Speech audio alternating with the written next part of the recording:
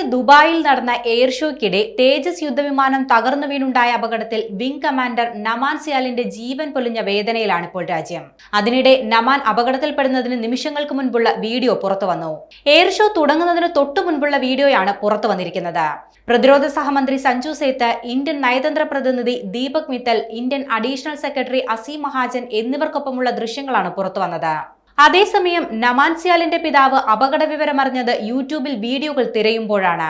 മകൻ പങ്കെടുക്കുന്ന എയർ ഷോയുടെ വീഡിയോകൾക്കായി യൂട്യൂബിൽ സ്ക്രോൾ ചെയ്യുന്നതിനിടെയാണ് അപകടം സംബന്ധിച്ച വാർത്തകൾ നമാൻ സിയാലിന്റെ പിതാവ് ജഗന്നാഥ് സ്വാലിന്റെ ശ്രദ്ധയിൽപ്പെടുന്നത്. എയർ ഷോയിലെ തന്റെ പ്രകടനം TV ചാനലുകളിലോ യൂട്യൂബിലോ കാണാൻ മകൻ തലേന്ന് ഫോണിൽ സംസാരിച്ചപ്പോൾ ആവശ്യപ്പെട്ടിരുന്നുവെന്നാണ് പിതാവ് പറയുന്നത്. മകൻ ആവശ്യപ്പെട്ടത് പ്രകാരം അപകടം നടന്ന ദിവസം വൈകുന്നേരം 4 മണിയോടെ ദുബായിൽ നടന്നുകൊണ്ടിരിക്കുന്ന എയർ ഷോയുടെ വീഡിയോകൾ യൂട്യൂബിൽ തിരയുമ്പോഴാണ് വിമാനാപകടത്തെക്കുറിച്ചുള്ള റിപ്പോർട്ടുകൾ ശ്രദ്ധയിൽപ്പെടുന്നത്. ഹിമാചലിലെ കാംഗ്ര ജില്ലയിലെ പട്ടിയാൽക്കാട് ഗ്രാമത്തിൽ നിന്നുള്ള ജഗന്നാഥ് സ്യാൽ വിരമിച്ച സ്കൂൾ പ്രിൻസിപ്പളാണ്. 2009 നമാൻ പ്രതിരോധ സേനയിൽ ചേരുന്നത്. ദുബായ് എയർ ഷോയുടെ അഭ്യാസ പ്രകടനത്തിന്റെ ഭാഗമായി 2 തവണ തേജസ് ആകാശത്ത് കരണം മറിഞ്ഞിരുന്നു.